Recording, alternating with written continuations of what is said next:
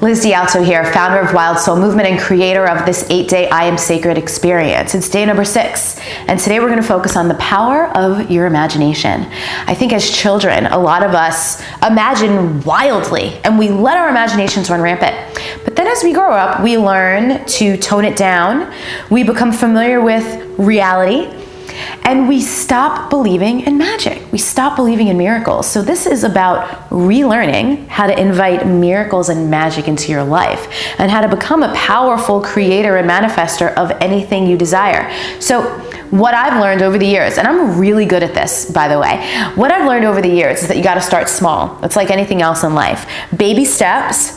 Get to that first step, get to that second step, and then you can start asking for the bigger things. So I'm not going to teach you how to manifest $1 million overnight or anything crazy like that, but I just want you to pick something small that you can focus on in the next couple days and give yourself the opportunity to be available to receive it. So for example, it might be something like, I want someone to give me a compliment. I want to receive an unexpected gift. If you've ever read Pam Grout's E Squared, these are some of the things she talks about.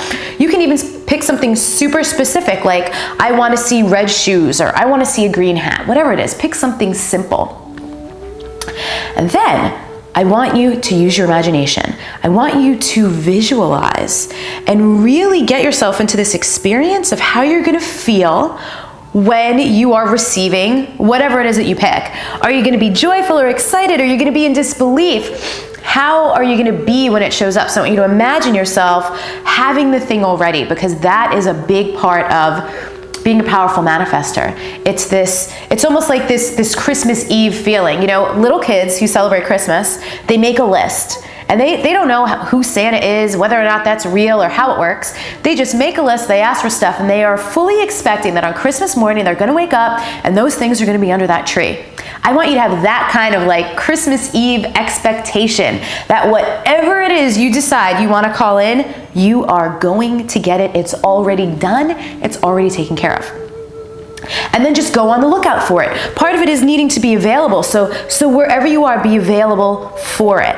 And don't be so attached to the form it shows up in. Maybe you want a compliment, maybe you don't want a compliment from a specific person, just a compliment in general. Maybe a compliment comes in a form that you're not used to. Maybe a gift comes in a form you're not used to. Be open to all of the possibilities and all of the different types of manifestation of the thing that you ask for. I also have a special clip for you today, another sneak peek from Untamed the Wild Soul Woman with Tosha Silver, who is the author of one of my very, very favorite books, Outrageous Openness. I mentioned on day 4 when I talked about Sonia Choquette how her book came into my life at a very important time.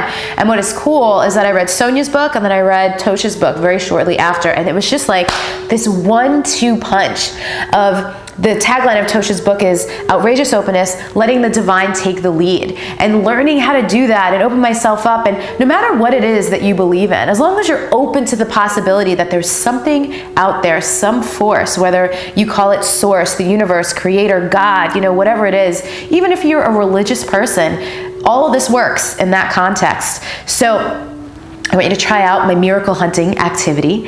I want you to watch this next little short clip from Tosha Silver, and then make your post on Facebook or Instagram. Use your hashtag IAMSACRED. Maybe your post is just declaring the thing that you want to call in.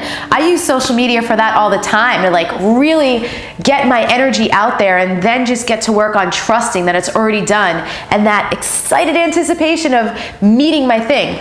So watch the rest of the clip, make your post, and I'll see you tomorrow for day number 7. The premise of what we're talking about is that somebody else can come along. I can play a guide for somebody else.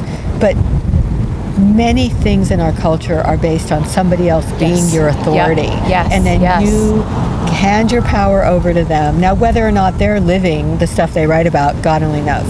But, they're the whole game is give all your authority to this being, and somehow they're going to lift you out of your torture. Yeah. It's a very different focus when you start to say, actually, whether you believe it or not, you have that access inside you. And to me, that's what's exciting in this, is it doesn't matter who you are, it doesn't matter whether you believe in yourself or not, whether you grew up in a horrible childhood that taught you terrible things. The divine is stronger than that, and the access to the divine is stronger than that. And so all these ideas that you have to go and do all this you have to do a worldwide pilgrimage, or you have to earn $1 million to prove your worth. The divine is still waiting. Without all those, not all of that is irrelevant.